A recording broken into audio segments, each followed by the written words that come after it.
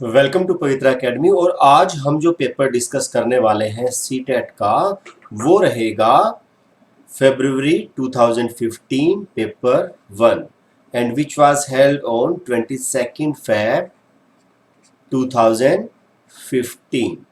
Okay, तो चलिए जल्दी से चलते हैं क्वेश्चंस पे। And first question is, teachers in order to help learners construct knowledge need to focus on. शिक्षार्थियों के ज्ञान अर्जन में सहायता करने के क्रम में अध्यापकों को किस पर ध्यान केंद्रित करना चाहिए। यस, किस चीज पर ध्यान होना चाहिए भाई एक टीचर का? शिक्षार्थी के द्वारा प्राप्त किए गए अंक या ग्रेडों पर? बिल्कुल भी नहीं, ऐसा नहीं होना चाहिए। शिक्षार्थी को सक्रिय सहभागिता के लिए शामिल करना, ये बात सही लग रही है। नेक्स्ट ऑप्शन भी देख लेते हैं। शिक्षार्थी के द्वारा अधिगम की अवधारणाओं में कुशलता प्राप्त करना, बात ठीक है, लेकिन फिर भी सेकंड वाला ज्यादा करेक्ट रहेगा। सुनिश्चित करना कि शिक्षार्थी सब कुछ याद करते हैं। देखिए, याद करना हमारा लक्ष्य नहीं हो सकता है। और अगर हम बात करें ऑप्शन नंबर 3 की, तो जैसा कि आप इंग्लिश में भी देख सकते हैं, mastery learning concepts by the learner. हमें मास्टरी करवाने की जरूरत नहीं है। जो मेन जो फोकस है हमारा, वो क्या रहता है? लर्नर को इन्वॉल्व करना, involving the learner for active participation, की बच्चा सक्रियता से भाग ले। और यही होगा हमारा आंसर सही, ऑप्शन नंबर 2। ओके, तो चलिए चलते हैं नेक्स्ट क्वेश्चन पे। क्वेश्चन नंबर 2, अध्यापक के दृष्टिकोण से प्रतिभाशीलता किसका संयोजन है?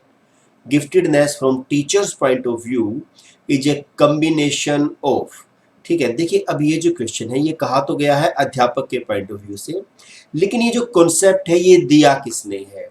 ये कॉन्सेप्ट दिया था रेंजुली ने। ठीक है जी, रेंजुली ने क्या बताया? जो गिफ्टेड चाइल्ड होते हैं उनकी कैरेक्टरिस्टिक के बारे में बताया था। तो चलिए एक बार स्लाइड के माध्यम से समझ लेते हैं क्या कॉन्सेप्ट दिया था रेंजुली ने। यस, रेंजुली ने जो अपना मॉडल दिया था वो दिया था 3 रिंग मॉडल। ठीक है, इसके ऊपर भी क्वेश्चन बन चुका है। ठीक है, तो रेंजुलीज 3 रिंग मॉडल ऑफ गिफ्टेडनेस, की जो गिफ्टेड होते हैं उनके अंदर 3 चीजें पाई जाती हैं, कॉम्बिनेशन मिलता है 3 चीजों का। अब वो 3 चीजें कौन सी हैं एक बार समझ लेते हैं। सबसे पहले तो देखिए जी, जो हमारे रेंजुली है वो है ये। ठीक है जी, ये जो है भाई साहब, ये है कौन? रेंजुली। ठीक है, उन्होंने किया क्या? According to Renzulli 3 factors are important. 3 जो फैक्टर हैं, 3 जो कारक हैं वो महत्वपूर्ण है for the development of gifted behaviour. ठीक है जी, प्रतिभाशीलता के व्यवहार को डेवलप करने के लिए 3 कारक महत्वपूर्ण है। कौन से हैं जी? सबसे पहला, अबोव एवरेज एबिलिटी, या औसत से ऊपर क्षमता। मतलब कहने का तात्पर्य ये है कि यदि आप गिफ्टेड हैं तो आपकी क्षमता औसत से ऊपर होगी। ठीक है जी, ये माना किसने? रेंजुली ने। आफ्टर दैट, क्रिएटिविटी, आपके अंदर क्रिएटिविटी भी होनी चाहिए रेंजुली के अनुसार। ठीक है, and the third thing is task commitment, या कार्य प्रतिबद्धता। मतलब कहने का तात्पर्य ये है कि जो एक काम आप उठा ले तो उसके लिए आप कमिटेड रहें, आप प्रतिबद्ध रहें कि ये काम मैं करके रहूंगा, तभी हम कहेंगे कि that person is gifted. Okay, तो इसको हम एक और वे से समझते हैं, जैसे कि उन्होंने क्या दिखाया? एबो एवरेज एबिलिटी होनी चाहिए, टास्क कमिटमेंट होना चाहिए, और क्रिएटिविटी होनी चाहिए। और ये अब जो जोन है, मतलब जहां पर ये तीनों मिलते हैं, ये जो एरिया है, ये क्या कहलाएगा? गिफ्टेडनेस का साइन होगा। ठीक है, और ऐसा ही कुछ पूछा गया था हमारे क्वेश्चन में। एक बार फिर से देख लेते हैं। Above average ability, task commitment and creativity. तो अब देखते हैं अपने क्वेश्चन को।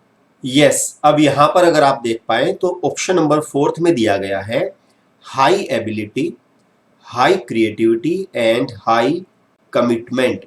तीनों ही चीजें दी गई हैं ऑप्शन नंबर 4 में। उच्च योग्यता, उच्च सृजनात्मकता तथा उच्च वचनबद्धता, ये तीनों चीजें होनी जरूरी हैं। जबकि आप अगर और ऑप्शन को देखेंगे तो यहाँ पर एबिलिटी है, टैलेंट दे दिया है, ये गलत हो गया है। कमिटमेंट है, मोटिवेशन दे दिया है, ये भी गलत हो गया है, और यहाँ पर फिर से टैलेंट आ गया है। मतलब कहने का कि ऑप्शन नंबर 4 ही तीनों को इंक्लूड कर रहा है और यही होगा हमारा आंसर सही। ओके, चलिए चलते हैं नेक्स्ट क्वेश्चन पे। क्वेश्चन नंबर 3, एनसीएफ 2005 के अनुसार गलतियां इस कारण से महत्वपूर्ण होती हैं। यह जो एरर्स हैं, एनसीएफ 2005 में क्या कहा गया है कि जो बच्चों की जो एरर्स हैं उनको भी महत्व देना चाहिए, वो भी बहुत महत्वपूर्ण है, वे हेल्पफुल हैं, वे यूजफुल हैं टीचिंग लर्निंग प्रोसेस में। यहां तक बात एक आप समझ के चलेंगे। अब वो महत्वपूर्ण है तो क्यों है, ठीक है, देख लेते हैं जी ऑप्शंस को। Provide a way to the teacher to scold the children. Scold मतलब क्या, डांटना, डांटने के लिए जरूरी है क्या? बिल्कुल गलत बात है भाई, हम तो डांट सकते ही नहीं, आपको पता है क्राइम है, ठीक है। Provide an insight into the child's thinking and help to identify solutions. ये बात सही जा रही है कि ये बच्चे के विचार की अंतर्दृष्टि उपलब्ध कराती हैं तथा समाधानों की पहचान में सहायता करती हैं। इससे हमें ये पता चलता है कि बच्चा कैसे सोचता है और वो प्रॉब्लम को किस प्रकार से देखता है, और अगर वो सॉल्यूशन कर रहा है तो उसको प्रॉब्लम एक्चुअली में कहाँ आ रही है, ठीक है ना। जब हम गलती करेंगे तभी तो हमें पता चलेगा ना कि हमने कहाँ गलत किया, तभी तो हम सही कर पाएंगे, ठीक है। तो ये इसमें सहायता करती है। बाकी ऑप्शन भी देख लेते हैं। Provide space for removing some children from the class. Yes, class से बाहर निकालने में मदद करेंगे क्या? बिल्कुल गलत बात है भाई ये तो। यह विद्यार्थियों को उत्तीर्ण या अनुत्तीर्ण समूहों में वर्गीकृत करने, नहीं, उत्तीर्ण या अनुत्तीर्ण करने के लिए एग्जाम नहीं होते हैं, पास या फेल करने के लिए नहीं होते हैं, या एरर्स इसलिए नहीं होती हैं, वो होती हैं ताकि हमें एक इंसाइट मिले उनकी थिंकिंग के अंदर। ओके, चलिए चलते हैं नेक्स्ट क्वेश्चन पे। हमारा क्वेश्चन नंबर 4 है, a child's notebook shows errors in writing like. Yes, कैसी कैसी एरर्स कर रहा है वो लिखने में? विपरीत छवियां बना रहा है, मतलब उल्टा पुल्टा लिख रहा है, दर्पण छवि बना रहा है, आदि जैसी गलतियां मिलती हैं। इस प्रकार का लक्षण प्रदर्शित कर रहा है। यस, कैसा लक्षण है? अब देखिए थोड़ा समझते हैं कि यदि हमें किसी बच्चे की कॉपी में ये गलतियां बार बार मिलती हैं, जैसे कि डी को बी लिखना, पी को ऐसे लिखना, आपने देखा होगा, ठीक है। तो अगर बच्चा ऐसी गलतियां कर रहा है तो उसको क्या प्रॉब्लम है? लर्निंग डिसेबिलिटी कहेंगे, लर्निंग डिफिकल्टी कहेंगे, लर्निंग प्रॉब्लम कहेंगे, या लर्निंग डिसएडवांटेज कहेंगे, या हिंदी में कहें तो अशक्तता है, कठिनाई है, समस्या है, या असुविधा है। और जो इनके लिए जो प्रॉपर एक वर्ड है वो क्या है? अशक्तता, मतलब लर्निंग डिसेबिलिटी, ठीक है जी। इनको हम क्या कहते हैं? लर्निंग डिसेबिलिटी, जिसके अंदर हमारे डिसलेक्सिया, डिसग्राफिया, डिसकैल्कुलिया, है ना, एडीएचडी, ये सभी आ जाते हैं। तो ये हमारे क्या होंगे? लर्निंग डिसेबिलिटीज, या हम कह सकते हैं डिसग्राफिया, ठीक है जी। तो चलिए जी चलते हैं नेक्स्ट क्वेश्चन पे। ये है हमारा question number 5। Which one of the following is best suited for emotional development of children. निम्नलिखित में से कौन सा बच्चों के संवेगात्मक विकास के लिए सर्वाधिक उपयुक्त है? संवेगात्मक विकास मतलब हमारे संवेगों का विकास। संवेग मतलब भाई, संवेग होते हैं हमारे हंसना, रोना, खुश होना, डरना, ठीक है। तो इनका विकास हम किस तरीके से करेंगे? अध्यापकों की कोई भी सहभागिता नहीं। क्यों नहीं भाई? अध्यापकों की सहभागिता होती है, ये ऑप्शन हमारा गलत होगा। कक्षा कक्ष का नियंत्रित परिवेश, कंट्रोल्ड क्लासरूम। देखिए हम ज्यादा ही कंट्रोल कर देंगे तो उससे बच्चे के मन में एक भय का संवेग विकसित हो सकता है, तो हम इसको भी सही नहीं ठहराएंगे। कक्षा कक्ष का अधिकारवादी परिवेश या ऑथोरिटेरियन, ये भी गलत है। आपका कोई अधिकार नहीं है, क्योंकि ये क्या है? चाइल्ड सेंटर्ड एजुकेशन है, ठीक है ना। आप किसी भी तरीके से सत्तावादी वहां पर नहीं होंगे। हाँ, प्रजातांत्रिक होना चाहिए, उससे क्या होगा? डेवलप होगा, एक बेटर डेवलपमेंट होगी किसकी? इमोशंस की। तो यही होगा हमारा आंसर, ऑप्शन नंबर 4, कक्षा कक्ष का प्रजातांत्रिक परिवेश। ओके, चलिए नेक्स्ट क्वेश्चन देखते हैं। Question number 6। बच्चों के अधिगम को सुगम बनाने के लिए अध्यापकों को एक अच्छे कक्षाई परिवेश का सृजन करने की आवश्यकता होती है। बिल्कुल सही बात है जी। इस प्रकार के अधिगम परिवेश का सर्जन करने के लिए नीचे दिए गए कथनों में से कौन सा सही नहीं है? यस, नोट वाला क्वेश्चन है। Which statement is not true? कौन सी सही नहीं है? हमें ये देखना है कि भाई एक अच्छा क्लासरूम इन्वायरमेंट क्रिएट करने के लिए कौन सा स्टेटमेंट सही नहीं है। कंप्लायंस विद टीचर, कि भाई अध्यापकों के अनुसार कार्य करना, भाई जैसा मैं बोलूंगा ना बस वैसा करना है, तो ये कहीं से भी सही नहीं है। होपफुली आंसर यही होना चाहिए। बच्चे को स्वीकार करना, बिल्कुल सही बात है भाई, हमें बच्चे को स्वीकार करना चाहिए। अध्यापक का सकारात्मक रुख होना चाहिए, भाई पॉजिटिव टोन रहनी चाहिए टीचर की। Approval of the child's efforts, या बच्चे के प्रयासों को स्वीकृति भी मिलनी चाहिए। मतलब ऑप्शन नंबर 1 नहीं होना चाहिए, और यही पूछा गया है क्योंकि हमारा आंसर नहीं में है, नोट पूछा गया है।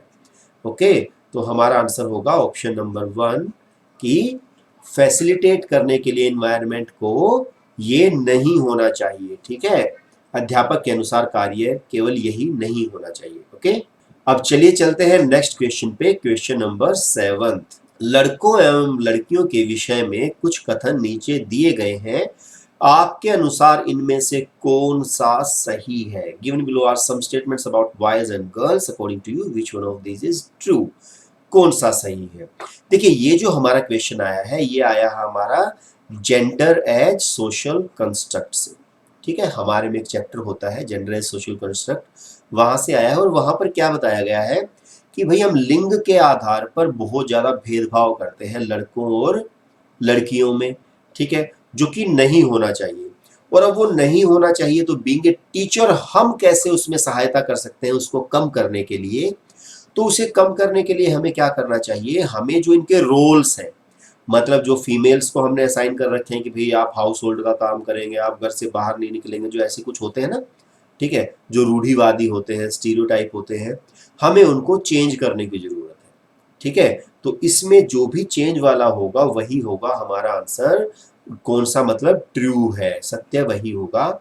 Boy should help in household chores, yes, ये बात बिल्कुल सही जा रही है कि लड़कों को घर के कामों में सहायता करनी चाहिए। ठीक है, क्योंकि अगर वो ऐसा करेंगे तो ये चीज सही होगी, ये चीज गलत नहीं है। All boys should be taught science and girls home science, जी नहीं, ऐसा नहीं होना चाहिए। ये फिर से रूढ़िवादी बात आ रही है कि भाई लड़कों को विज्ञान कराओ और लड़कियों को गृह विज्ञान कराओ। बिल्कुल गलत बात है भाई, हम जेंडर के हिसाब से ऐसा नहीं कह सकते। लड़कियों को घर के कामों में सहायता करनी चाहिए, भाई लड़कियों को ही क्यों करनी चाहिए, लड़कों को भी करनी चाहिए, तो ये भी गलत होगा। लड़कों को घर के बाहर के कामों में सहायता करनी चाहिए, लड़कियों को क्यों नहीं करनी चाहिए, अब यहाँ पे बात आती है ना। तो मतलब जो हमारा रूढ़िवादी है, अगर जो उससे अपोजिट जाएगा वही होगा हमारा सही, तो ये भी गलत होगा। Mean to say option number 1 will be right. क्या? Boy should help in household chores. Okay, यही होगा हमारा आंसर। चलिए नेक्स्ट क्वेश्चन देखते हैं, क्वेश्चन नंबर 8। एक प्रभावशाली अध्यापिका होने के लिए यह महत्वपूर्ण है, यस, क्या महत्वपूर्ण है इफेक्टिव टीचर होने के लिए? Focus on individual learning rather than group activity, जी नहीं, हम तो ग्रुप एक्टिविटी को अच्छा बताते हैं, तो ये हमारा आंसर नहीं होगा। कि समूह गतिविधि के बजाय वैयक्तिक अधिगम पर ध्यान देना, जी नहीं, हम ऐसा नहीं कहेंगे। विद्यार्थियों के द्वारा प्रश्न पूछने के कारण उत्पन्न व्यवधान की अनदेखी करना, बिल्कुल भी हम अनदेखी नहीं कर सकते हैं, या हम उसको disruption caused due to questioning by students, हम ऐसा नहीं करेंगे। Be in touch with each and every child, yes, ये बहुत पॉजिटिव बात है कि हमें प्रत्येक बच्चे के संपर्क में रहना चाहिए, उनके बारे में जानना चाहिए, तभी हम उनकी स्ट्रेंथ्स और वीकनेसेस को जान पाएंगे और तभी होगी एक सच्ची चाइल्ड सेंटर्ड एजुकेशन। ओके, तो third option is right. Emphasise dictating answers from the book, yes, book से आप आंसर डिक्टेट करेंगे, ये तो बिल्कुल गलत है भाई। पुस्तक से उत्तरों को लिखाने पर बल देना, ये तो भाई नहीं, सिस्टम गलत है। तो ऑप्शन नंबर 3 ही होगा हमारा answer, B in touch with each and every child. Okay, चलिए नेक्स्ट क्वेश्चन देखते हैं, question number 9। Which one of the following is not a suitable formative assessment task, निम्नलिखित में से कौन सा एक उपयुक्त रचनात्मक आकलन कार्य नहीं है। ठीक है, अब देखिए इस क्वेश्चन को करने से पहले एक बार समझ लेते हैं कि फॉर्मेटिव या रचनात्मक आकलन क्या होता है। फॉर्मेटिव असेसमेंट, इसको हम FA भी बोलते हैं। ठीक है, फॉर्मेटिव असेसमेंट। फॉर्मेटिव असेसमेंट होता है assessment for learning. For learning का मतलब क्या है, ये कब होता है, ये होता है ड्यूरिंग द सेशन। ठीक है, जब आप क्लास में पढ़ा रहे हैं तो उस टाइम पे जो आप पूछते हैं, बच्चों को देखते हैं, ऑब्जर्व करते हैं, आपने कोई टेस्ट रख दिया है, वो सारे के सारे क्या रहेंगे, फॉर्मेटिव। क्यों? क्योंकि वो आप इसलिए टेस्ट रख रहे हैं, आप वो असेसमेंट इसलिए रख रहे हैं ताकि आप बच्चों को देख पाए कि बच्चा कितना सीख पाया है और कितना उसको सीखने की आवश्यकता है। ठीक है जी, तो अब इसके पॉइंट ऑफ व्यू से देख लेते हैं। अब इसमें हम प्रोजेक्ट वर्क दे सकते हैं, बिल्कुल सही बात है जी, परियोजना कार्य दिया जा सकता है। इसके अंदर अवलोकन भी होता है, ऑब्जर्वेशन भी होती है जी, ठीक बात है।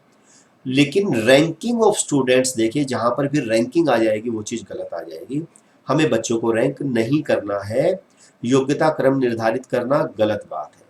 ठीक है, open ended question, yes open ended question भी इसमें हो सकते हैं, और क्योंकि क्वेश्चन में पूछा गया है नोट ए सुटेबल, तो यही होगा हमारा answer, option number 3।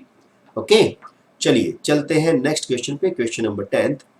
Deficiency in the ability to write associated with impaired handwriting is a symptom of, विकृत लिखावट से संबंधित लिखने की योग्यता में कमी किसका एक लक्षण है। वेरी इजी क्वेश्चन, ये क्या है, डिस्ग्राफिया। आपको इस चीज को समझना है कि डिस्ग्राफिया क्या होता है। ग्राफ से आपको रिलेट कर लेना है, लिखने से, ग्राफ पे हम लिखते हैं ना, तो उससे रिलेट करना है ग्राफ को। और डिस्ग्राफिया होता है लिखावट संबंधी या राइटिंग संबंधी एक learning disability. Option number 4 will be right. Okay, चलिए चलते हैं नेक्स्ट क्वेश्चन पे, question number 11th। According to पियाजे theory, which one out of the following will not influence one's cognitive development? पियाजे के सिद्धांत के अनुसार निम्नलिखित में से कौन सा व्यक्ति के संज्ञानात्मक विकास को प्रभावित नहीं करेगा। अगेन क्वेश्चन क्या है, नेगेटिव में है, नोट में है, एक बार देख लेते हैं जी। सोशल एक्सपीरियंसेस, देखिए मैं पहला ही ऑप्शन है, मैं बता दूं पियाजे ने कभी भी सोशल एक्सपीरियंसेस को महत्व नहीं दिया है, तो यही आंसर हो सकता है। आगे देख लेते हैं, देखिए मैच्योरेशन, मैच्योरेशन की बात की है पियाजे ने, ठीक है, तो ये बात सही होनी चाहिए। एक्टिविटी, एक्टिविटी की बात की है कि भाई बच्चा क्रियाकलाप करके अपने आप में सीखेगा, ये भी सही है। और कहीं ना कहीं लैंग्वेज की बात भी की है, भाषा की बात भी की है कि भाई किस प्रकार से भाषा जो है विचारों से प्रभावित होती है। ठीक है, ये भी कहा है किसने, जीन पियाजे ने। तो क्योंकि उसने सोशल एक्सपीरियंस की बात नहीं की है और क्वेश्चन में भी नोट पूछा गया है, नहीं पूछा गया है, तो यही होगा हमारा आंसर, ऑप्शन नंबर 1। ओके, चलिए चलते हैं नेक्स्ट क्वेश्चन पे, question number 12th। Which one of these does not imply practical intelligence in triarchic theory? इनमें से कौन सा त्रितंत्रीय सिद्धांत में व्यवहारिक बुद्धि का अभिप्राय नहीं है। ठीक है, अगेन नोट का क्वेश्चन है, नहीं का क्वेश्चन है। और इस क्वेश्चन को समझाने के लिए मैं आपको एक बार फिर से स्लाइड के ऊपर लेके चलता हूं, जहां पर हम देखेंगे ट्राइआर्किक थ्योरी को। सबसे पहली बात, ये जो ट्राइआर्किक थ्योरी है ये दी किसने है, त्रितंत्र का सिद्धांत दिया है जी इन्होंने, और इनका नाम क्या है, रॉबर्ट स्टर्नबर्ग। ठीक है जी, ये है हमारे रॉबर्ट स्टर्नबर्ग, इन्होंने ही ये सिद्धांत दिया है। अब ये क्या कहते हैं, इनके अकॉर्डिंग जो इंटेलिजेंस है वो 3 टाइप्स की है, या बुद्धि 3 प्रकार की होती है जी। ठीक है जी, अब ये 3 प्रकार कौन से हैं, सबसे पहला analytic, after that creative, and then practical, या अगर हम हिंदी में बात करें तो विश्लेषक, सृजनात्मक और प्रायोगिक। ठीक है, और अगर आपको इस थ्योरी के बारे में डिटेल से समझना है, जानना है, क्योंकि ये बहुत इंपॉर्टेंट थ्योरी और कई बार क्वेश्चन बना है, तो आप हमारे चैनल या वेबसाइट पे जाके वहां से आप इजीली इसको समझ सकते हैं। ठीक है, तो अब चलते हैं क्वेश्चन पे, और क्वेश्चन में इसी प्रैक्टिकल नॉलेज की ही बात की गई है। देखिए, थोड़ा सा मैं बता दूं यहाँ पे प्रैक्टिकल नॉलेज के बारे में। Practical knowledge is related to social. ठीक है, कि भाई प्रायोगिक नॉलेज, कि भाई आपको प्रैक्टिकल नॉलेज है या नहीं है। ठीक है, वो चीज बात है कि भाई आपको कैसे किसी से डील करना है, सामने से कोई व्यक्ति आ रहा है, आप उससे कैसे डील कर पाते हैं। वहीं पर जो एनालिटिक होती है वो क्या होती है, हमारी कंपोनेंशियल, मतलब हमारी एकेडमिक क्वालिफिकेशन से रिलेटेड होते हैं। आपने देखा होगा कि कुछ लोग ऐसे होते हैं जो एकेडमिक्स में बहुत अच्छे नहीं होते हैं, वो बहुत ज़्यादा पढ़े लिखे नहीं होते हैं, लेकिन फिर भी सोशली वो बहुत ज़्यादा अच्छे होते हैं। मतलब कहने का कि उनकी एकेडमिक इंटेलिजेंस इतनी अच्छी नहीं थी, जबकि प्रैक्टिकल इंटेलिजेंस उनकी बहुत ज़्यादा अच्छी है। ठीक है, तो अब इसी बात को ध्यान में रखते हुए हम चलते हैं अपने क्वेश्चन के ऊपर। यस, अब देखिए बात करते हैं प्रैक्टिकल इंटेलिजेंस की। Thinking practically about one self only, केवल अपने विषय में व्यवहारिक रूप से विचार करना, जी नहीं, ये प्रैक्टिकल इंटेलिजेंस नहीं होगी। ठीक है, और क्योंकि क्वेश्चन में नहीं पूछा गया है तो होपफुली यही आंसर होना चाहिए। आगे भी देख लेते हैं कि भाई सोशल होने के लिए आपको जो जो इंटेलिजेंस चाहिए वो सब इसमें आ जाएगा। Choosing an environment in which you can succeed, बिल्कुल सही बात है कि भाई हम उस इन्वायरमेंट का चयन करें जिसमें हम सफल हो सकते हैं, ये प्रैक्टिकल इंटेलिजेंस होती है। अडेप्टिंग टू द इन्वायरमेंट, भाई जिस इन्वायरमेंट में हम चले जाएं हम उसके अकॉर्डिंग अडेप्ट हो जाएं, ये भी होगा। ठीक है, पर्यावरण का पुनर्निर्माण करना, और अगर कोई ऐसा इन्वायरमेंट है जहां पर आप एडजस्ट नहीं हो पा रहे हैं उसको आप अपने अकॉर्डिंग ढाल दें, उसको रीशेप कर दें, ये भी क्या होगा, प्रैक्टिकल इंटेलिजेंस की निशानी है। जबकि केवल अपने बारे में सोचना प्रैक्टिकल इंटेलिजेंस नहीं होगी, और यही होगा हमारा आंसर, क्योंकि क्वेश्चन में भी नोट पूछा गया है। ओके, तो चलिए चलते हैं जी नेक्स्ट क्वेश्चन पे। Anyone can become angry, that is easy, but to be angry with the right person to the right degree at the right time for the right purpose and in the right way, that is not easy. This is related to, कोई भी नाराज हो सकता है, यह आसान है, परंतु एक सही व्यक्ति के ऊपर सही मात्रा में, सही समय पर, सही उद्देश्य के लिए तथा सही तरीके से नाराज होना आसान नहीं है। ठीक है जी, यह संबंधित है, यह किससे संबंधित है, देखिए ये हमारा किससे है, इमोशनल डेवलपमेंट से। ठीक है जी, आपने देखा होगा कि कई लोगों को बहुत इंटेलिजेंट होते हैं लेकिन फिर भी अगर वो इमोशनली स्टेबल नहीं है तो वो इन चीज़ों में गड़बड़ करते हैं कि भाई कहाँ पर होना है, कितना होना है, किस समय पर होना है, किस उद्देश्य के लिए होना है और किस तरीके से होना है। ये सीखना एक अलग चीज़ है, और ये किससे आता है, संवेगात्मक विकास से, क्योंकि नाराज होना इज इट सेल्फ ए संवेग, है ना, अपने आप में एक इमोशन है ना। ठीक है, तो चलिए जी चलते हैं नेक्स्ट क्वेश्चन पे, question number 14। In learning assessment is essential for, अधिगम में आकलन किस लिए आवश्यक होता है। यस, किस लिए आवश्यक होता है जी, जांच परीक्षण के लिए, ऐसा तो नहीं है जी, होता तो है लेकिन इनमें से जो बेस्ट होगा वो हमें देखना है। बिल्कुल सही बात है, मोटिवेशन के लिए या प्रेरणा के लिए ये ज़्यादा बेटर है, क्योंकि जब हमें असेसमेंट होती है तो हमें एक प्रेरणा मिलती है कि भाई इतना मेरा हो चुका है और इतना और मुझे करना है।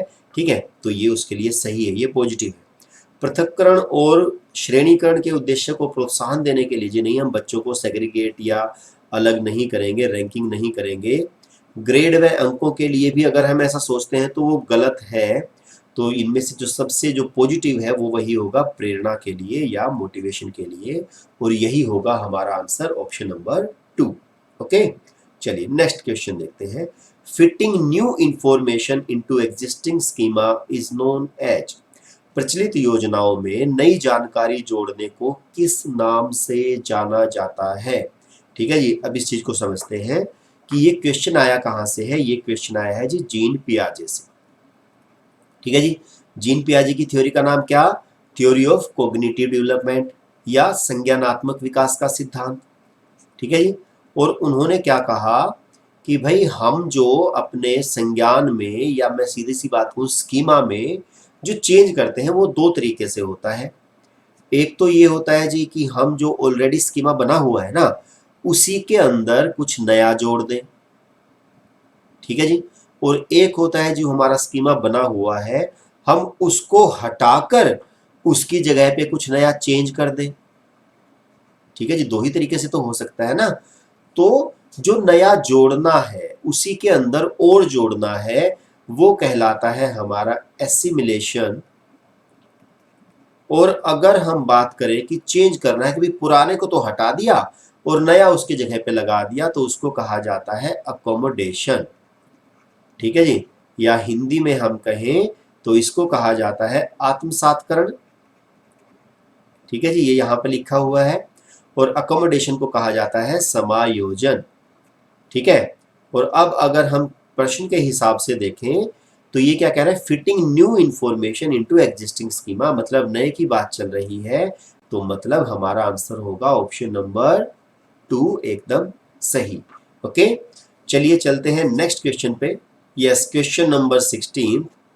We all differ in terms of our intelligence, motivation, interest, etc.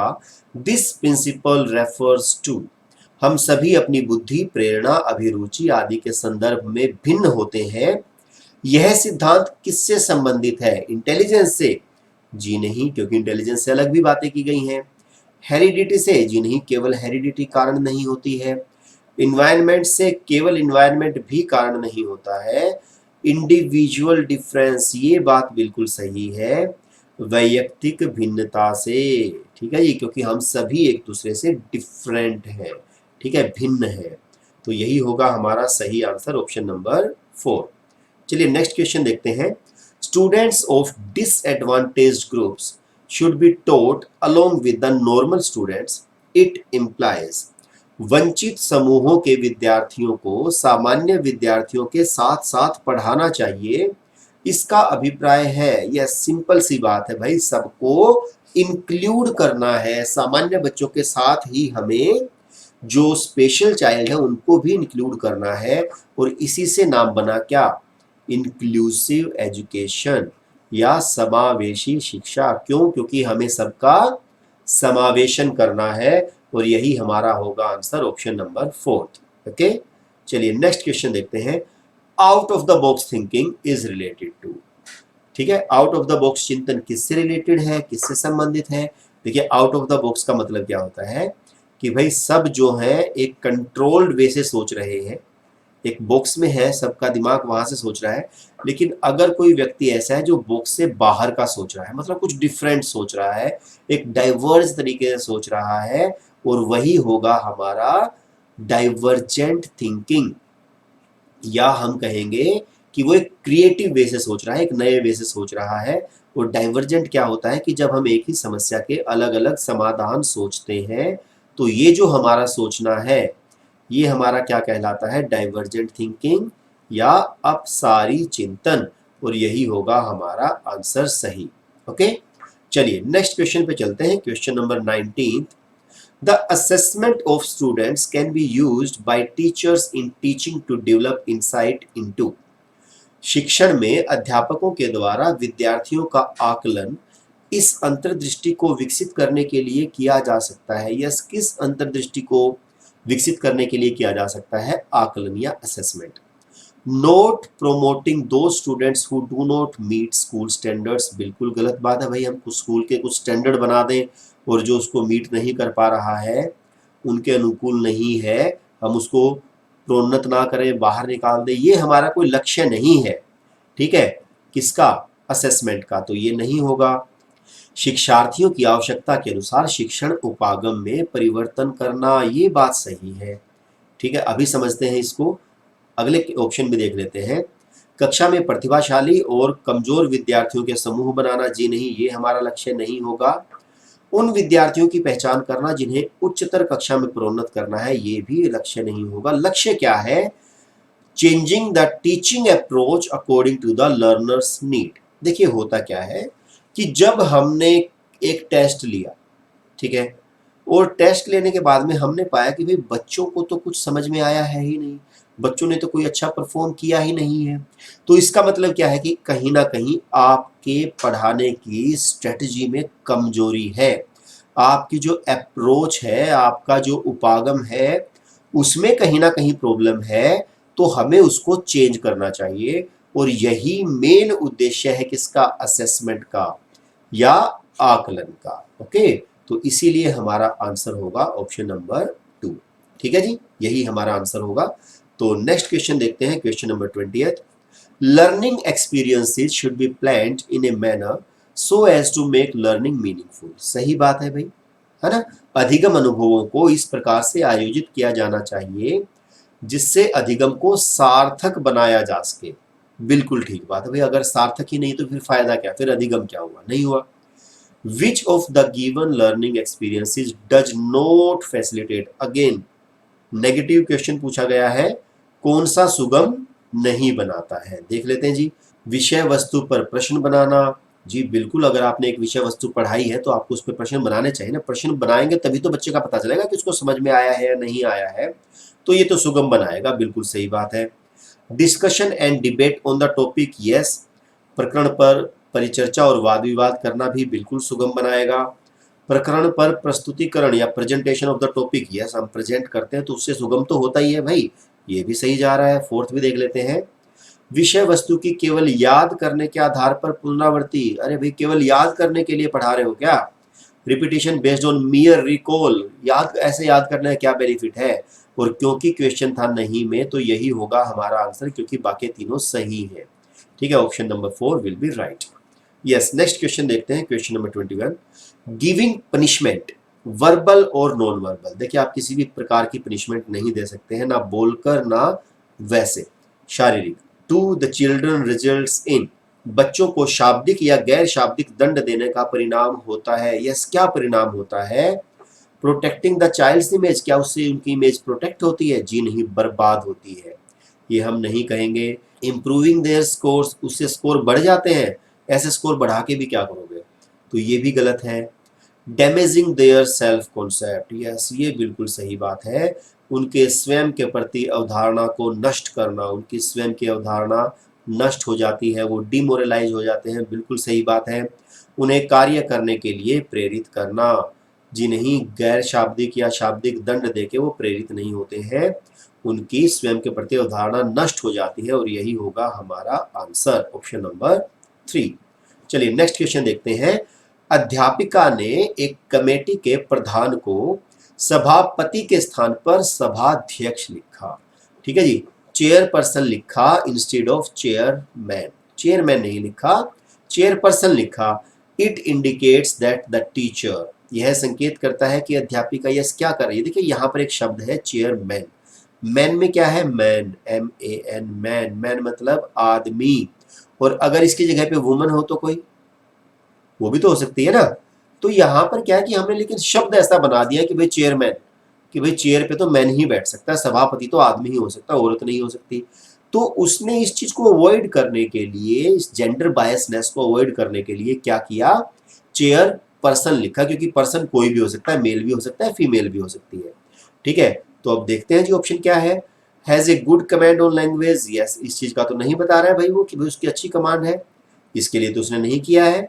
ठीक है, ये नहीं होगा।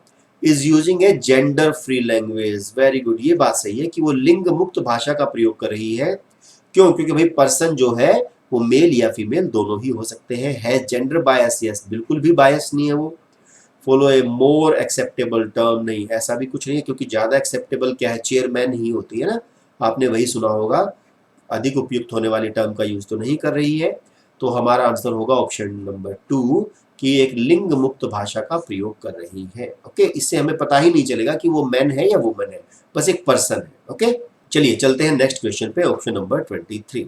Continuous and comprehensive evaluation is essential for, सतत एवं व्यापक मूल्यांकन किस लिए आवश्यक है। यस, किस लिए आवश्यक है। Diluting the accountability of the board education, जी नहीं, ऐसा तो नहीं है। देखिए सतत और व्यापक मूल्यांकन का मतलब क्या है कि जब हम मूल्यांकन करते हैं, सतत मतलब कंटिन्यूअस मतलब पूरे साल लगातार बैक टू बैक हम एग्जामिनेशन लेते रहते हैं, है ना, मतलब छोटे मोटे टेस्ट ले लिए, ओरल टेस्ट ले लिए, कोई प्रोजेक्ट वर्क दे दिया, कुछ असाइनमेंट करवा दिया, मतलब थ्रू आउट द ईयर होना चाहिए।